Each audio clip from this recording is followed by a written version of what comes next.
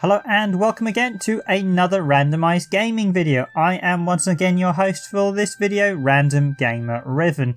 Now today we have a sort of mini superior attack video. It's not quite a final one as we're still sort of investigating the actual differences between Tomb Raider, but I want to bring you our preliminary results of what we found when we started to look at the PAL Saturn and the Japanese NTSC J release of Tomb Raider, and we're also going to have a quick look at the PC and PlayStation version, but only fairly briefly, just for a few comparisons. So if you haven't already been to our blog in the past few days, you will notice that I have put up a hefty comparison of changes between the various releases of the original Tomb Raider. That's the 1996 Tomb Raider.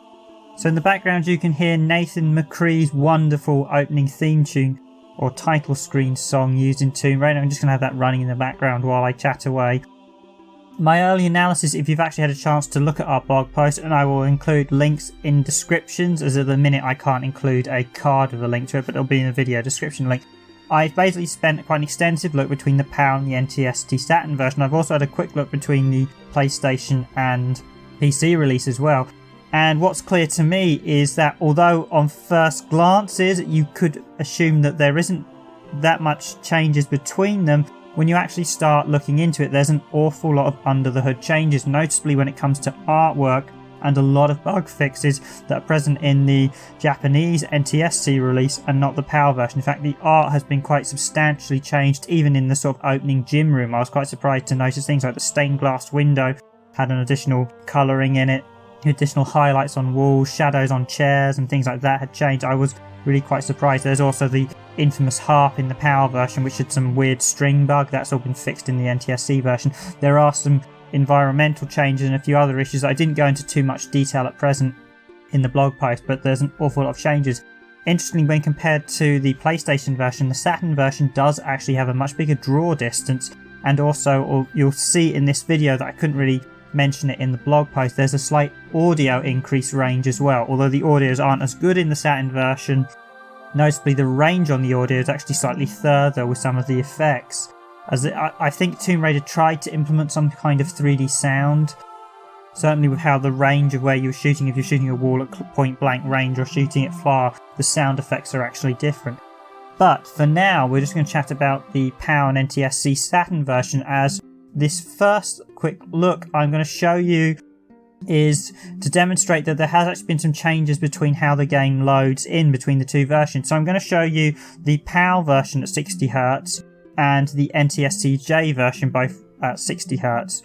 Now I should stress the PAL version is actually optimized, so ideally you should never ever run a test with the PAL version at 60Hz, but as the PAL version by all accounts is the first revision of Tomb Raider built, it's a good indicator to see if the game has had tweaks between the NTSC J version and the PAL version in terms of engine speed, because noticeably, as what you'll notice is, whereas art changes have definitely gone into the NTSC J version, it appears frame rate wise the Saturn version and engine speed hasn't had that much changes from 60Hz. So what you play on the NTSC J version ironically is the PAL version at 60. Now, although you shouldn't run the PAL version at 60, we did for this test, and it did, like I said, brought interesting results. But first I'm going to demo the differences between load times between the two versions, and this will give you an indication of some of the changes that have taken place. So I'm going to run from the intro of the very first level to when the game actually loads into the starting cave stage.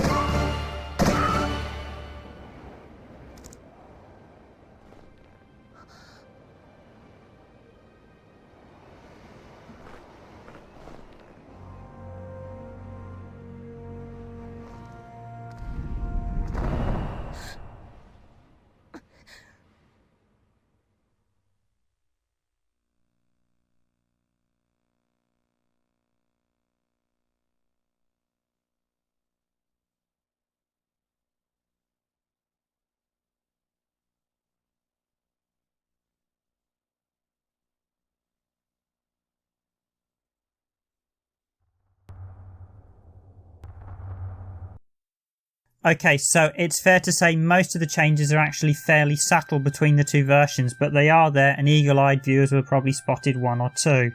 There's one you probably wouldn't have been able to spot because you had to hear it, but there are some slight changes to the audio between the two versions, and I primarily noticed it myself only in the video editor. It looks like in the NTSC version some of the peaks have been taken down a bit and just slightly cleaned up, which is quite interesting.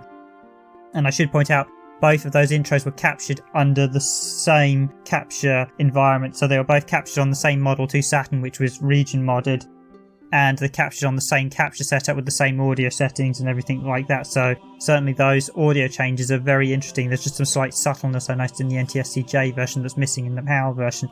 The other change you will have probably all seen is that the NTSC intro cuts away sooner when Lara turns to face the camera. That's in line with the PlayStation version and all the other releases. The final change, and one that you would have probably seen, is that from the start to the end it's actually quicker loading into the actual game, and even just from the loading screen, when I did a little test myself just from the loading screen, the game did load in faster by about half a second. Now, the other thing you may have spotted is that Lara's feet were cut off in the loading screen in the PAL version at 60Hz. That's because the game is being incorrectly stretched at 60Hz in PAL. And the reason for that is that Tomb Raider is PAL optimized. I say PAL optimized, it's only partly PAL optimized. The game is not optimized, as you saw, for the speed. The intro runs perfectly at 60Hz. Now, the game, however, is PAL optimized for the screen resolution, so this makes Tomb Raider a bit of a weird hybrid where it's part optimized in the screen resolution but not optimized in the actual game speed. And as a result you get this weird hybrid, because of course Tomb Raider was really aimed to run at 30 frames a second, which you can't do at PAL. But they've clearly also designed it to actually use the larger screen resolution of 576i seen in PAL. So we have one of these weird hybrid games in the PAL version that doesn't really work either way. However, the key fact here is the fact that the camera was designed to use the larger 576i screen resolution, so much so that the Sega Saturn PAL version is the closest in terms of screen resolution, what you see on screen, to the PC. Even more so is the fact that many of the textures appear to have been originally designed with the Sega Saturn PAL version in mind.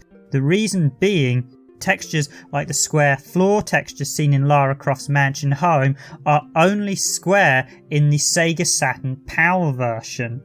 They aren't square in the NTSC version on the Sega Saturn, and they're not squared on the PAL PlayStation version or even the PAL NTSC version. Each of them have varying degrees of stretching. The PlayStation's PAL version is the second best. It only stretches it a little, but the NTSC PlayStation NTSC Saturns really do stretch those textures badly, and this likely applies to every single texture in Tomb Raider NTSC. Which is quite an astounding revelation, because even Lara Croft, when I actually looked at her model, she looks stretched in all the NTSC versions on all the consoles, which I was really surprised about. So this gives you an idea of really that Tomb Raider might not have been quite as polished or as rounded as it should have been. As a result of this, you should not be playing the PAL version at 60Hz. One of the other issues is that the camera is slightly off in the PAL version at 60Hz. Because of this, you'll actually notice like Lara Croft's feet are cut off even in the 3D section. When she starts running and moving, the camera kind of, because she's further away from the camera, this issue doesn't rear its head. But what I did notice in the NTSC version, the camera has been corrected at 60Hz, so it looks better. You still don't get anywhere near as much field of view as the PAL version, but you do get a corrected camera angle. If you want to see more on my field of view examinations and or actually looked at some of the flooring in Lara Croft's mansion, please go and actually look at the blog post. That covers it in quite a lot more depth than I will do in this video for now. Now, for the next test, we're going to carry on with the PAL and NTSC version of Tomb Raider at 60Hz, and we're just going to compare the actual running speed of the in-game sections. Now, fortunately, Tomb Raider has a very rigid control, and the way it works is that I can set up a perfect run in both scenarios. So you're going to see the exact same frames of animation the exact same run, and I've cut them to begin at the same point in time and the same frames, so we're going to see which of the two versions is actually faster.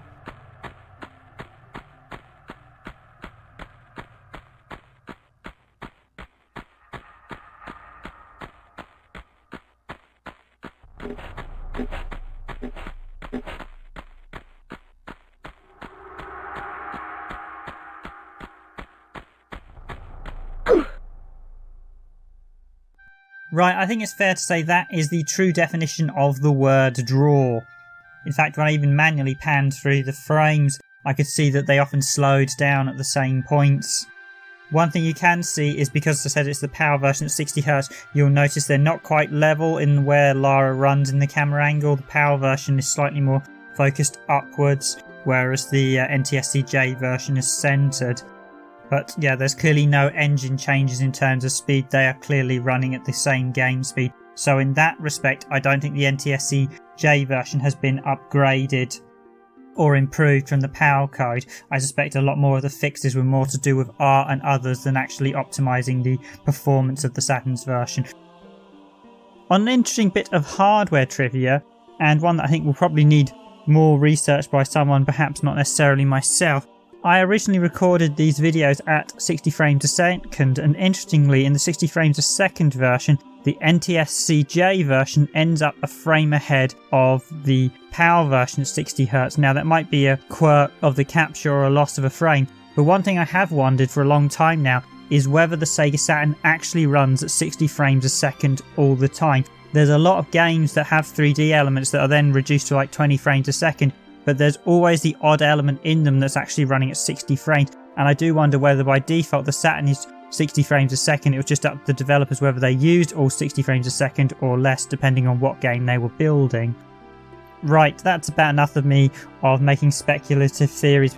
Let's take a look at a comparison between the Sega Saturn version and the PlayStation version now. Now, unfortunately, I only have a PAL version of Tomb Raider PlayStation, so in fairness, I'm only using the PAL version, and both in this next capture comparison will be running at 50Hz, not 60. That's to ensure a true as possible comparison. I realise the Tomb Raider on PlayStation is a much later build, but I just want to see the differences on the PAL versions when directly compared side by side.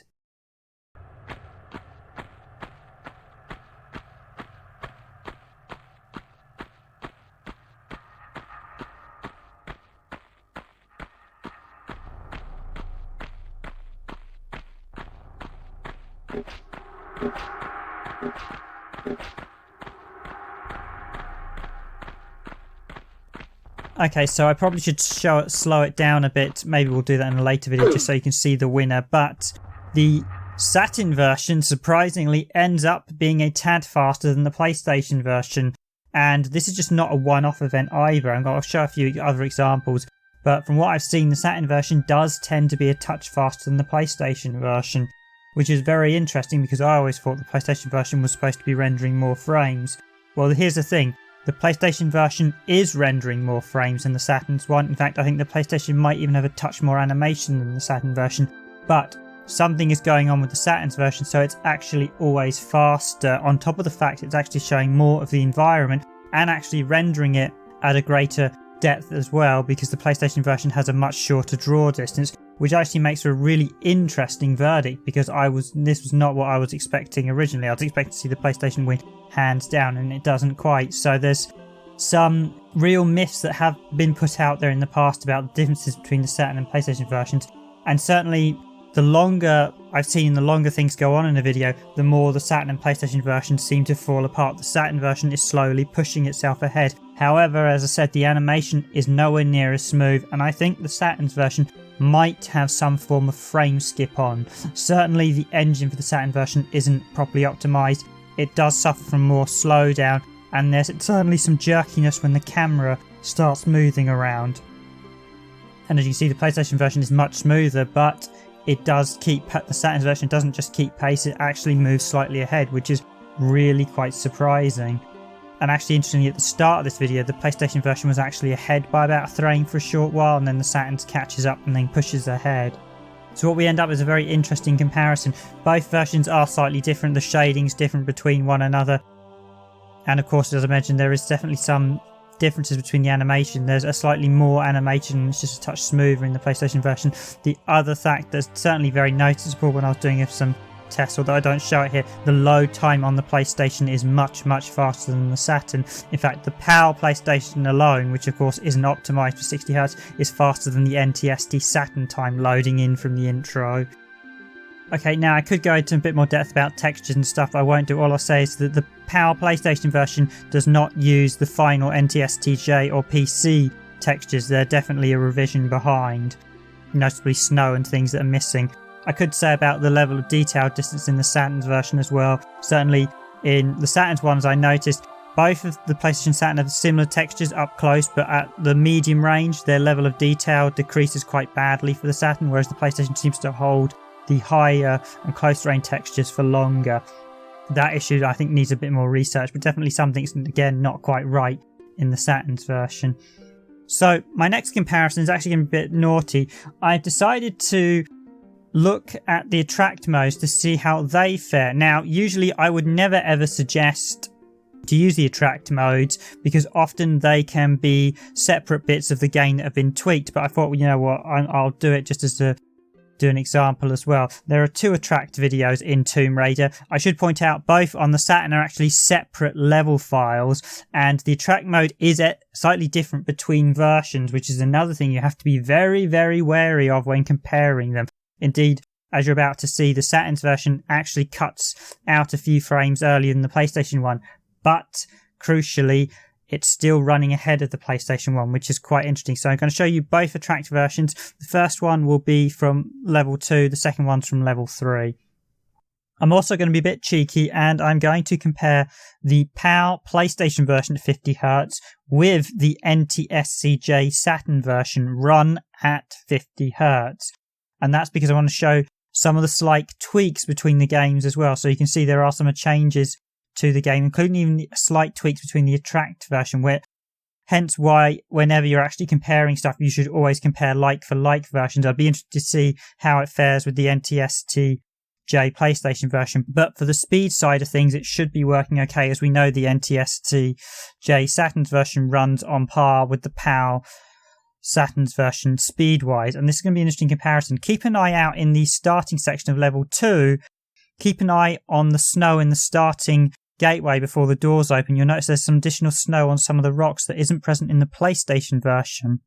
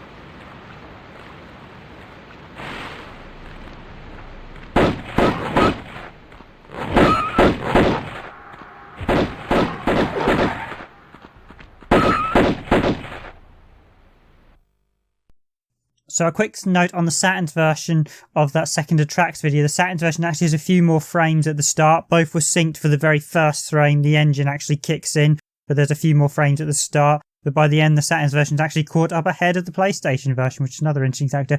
Also, if you go back and rewind and look at the rocks, there's slightly more detailing texture on the Saturn rocks. They've added an additional black highlights to some of the rocks not seen in the PlayStation version. And one thing I should just note is the PAL PlayStation is optimized for 576i, just not quite as well as the Saturn version. However, the NTSC Saturn version is not optimized for 576i. at 50Hz, hence why you get those huge black classic 50Hz borders in the footage. Now, another quick change some of you might have seen is that the HUD bars for both the oxygen and the health are in different positions in the PlayStation. Indeed, you might have even found one of the reasons they moved them is because in the Saturn Attract mode, the oxygen bar is obscured by the Demo Play logo. Now, it's another really minor issue that should have been fixed on the Saturn version. There's no reason why the HUD wasn't moved unless the Saturn's version is using an earlier build of the HUD, which makes sense. Certainly, the PlayStation HUD, for my liking, looks in the slightly better position. I don't know why the Saturn version wasn't moved there unless it's not using the final build of the engine. Now, for this next video, I'm going to go back to the PAL Saturn and PAL PlayStation versions, and I'm going to demo the actual climb and a run just to see how they compare. Slight note, I'm not sure whether I was slightly slow on pulling the guns on the PlayStation version, but I'm definitely sure Lara has a bit more animation pulling the guns on PlayStation. But pay attention to the lighting, and that's how it changes between the two versions. The other fact I want to demonstrate, notice the sound. It's going to be a bit tricky for the sound, but the first ping you hear is actually on the Saturn version, and you've got a Saturn enhanced range in comparison to the PlayStation. The other fact is, look at the flashing bullet impact of the guns. You will see them almost right from the start in the Saturn's version that is hitting the back wall. In the PlayStation version, they don't start appearing till they're very, very close.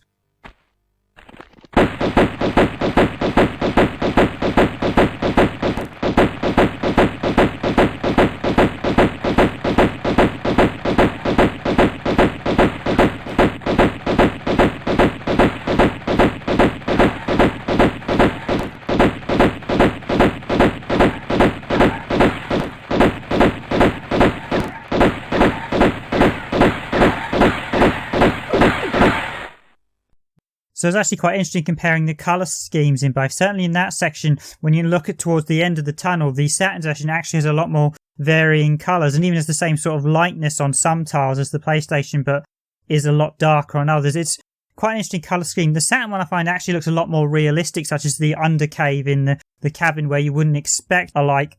Might have been slightly intended, but the problem is it's so dark in places. I can see why they brightened it up for the PlayStation and PC release. Although that said, both the PlayStation and PC release are a little too bright and often have a greyish tone over the entire game. So to wrap up this slightly longer than expected short comparison, I am going to have a quick comparison between the Sega Saturn NTSC version at 60Hz and what is now by far the best version, the PC version. This is versus the PC version at widescreen as well, just to show you the comparison of how much it looks better it looks with mods. The PC is also the only version that does appear to have the same and correct aspect ratio as the PAL Saturn one. In fact, you actually get a slightly bigger aspect ratio on the PC one. Again, that's probably because I'm running it on a slightly bigger resolution at this point. But as you can see there, for modern day gameplay, certainly the PC version with mods is the best version to go for.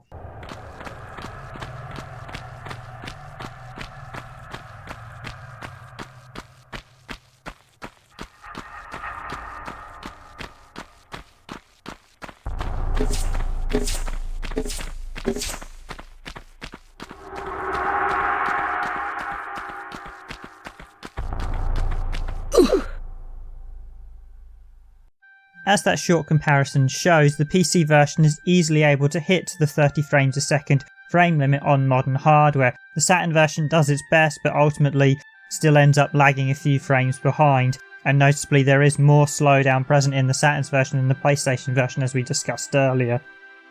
But still nice to see the Saturn at least gets close to the PC version and isn't way behind. Now, on that point, I want to do one last comparison, and this is probably a comparison I should have done earlier in the video. This is going to be a Saturn PAL versus Saturn NTSC raw comparison. Apologies, I did actually notice my RGB Saturn lead was a bit misaligned for the NTSC capture, so it's a little bit red in the actual footage, and that's actually a slight problem with RGB cables. I've not seen many people mention that they are prone to degrading, and occasionally you can get them to being a bit slippy with the colour. That's a default issue that often occurs with RGB cables. They do wear down quite quickly in comparison to composite leads. So there's colours a little bit off in the NTSC version, but I just want to show the raw difference between PAL and NTSC and basically it's running at around 17.5% slower, so you will notice that the NTSC version finishes noticeably quicker than the PAL version at 50Hz, and this is what all Sega Saturn owners in Europe had to put up with if they didn't have an NTSC Saturn or a modified PAL one. Although just remember, as I said earlier, the PAL version is part optimised for the screen, so you will see more in each shot, it's just the game's going to be running a lot slower.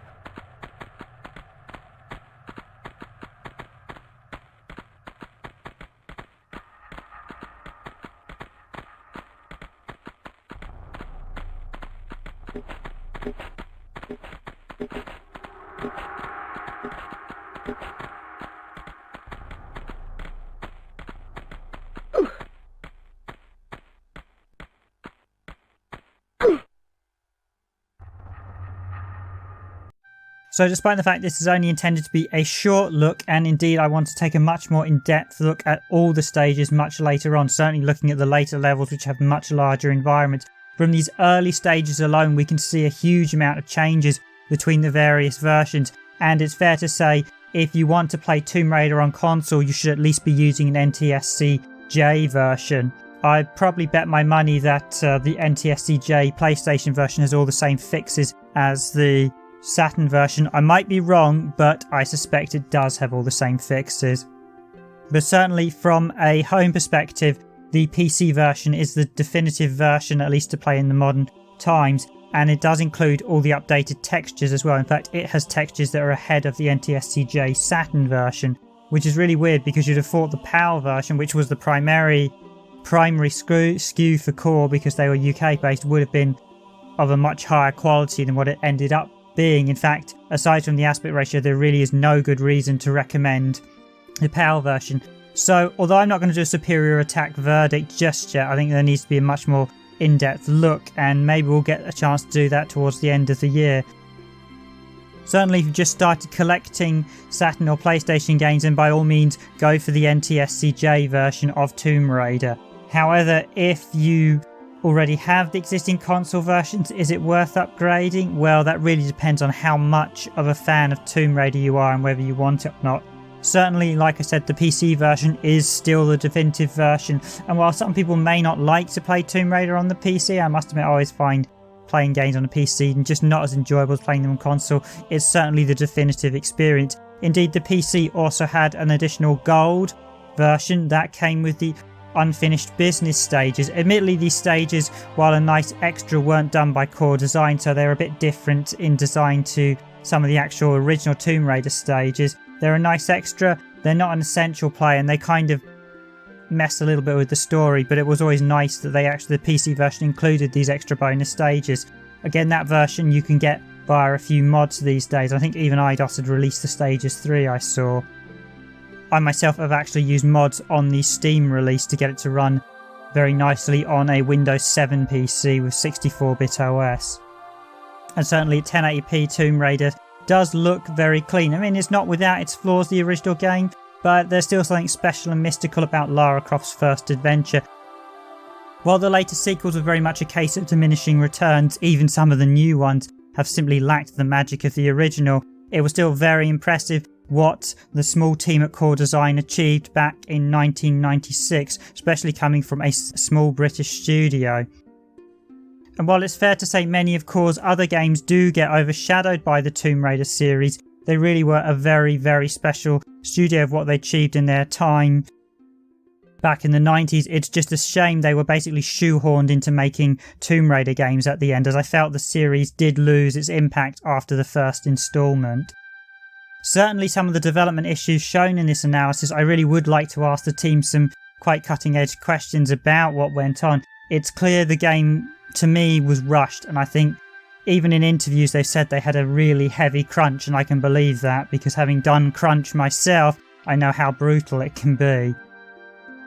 And at the same time they clearly persevered to try and make each installment and each version better than the last.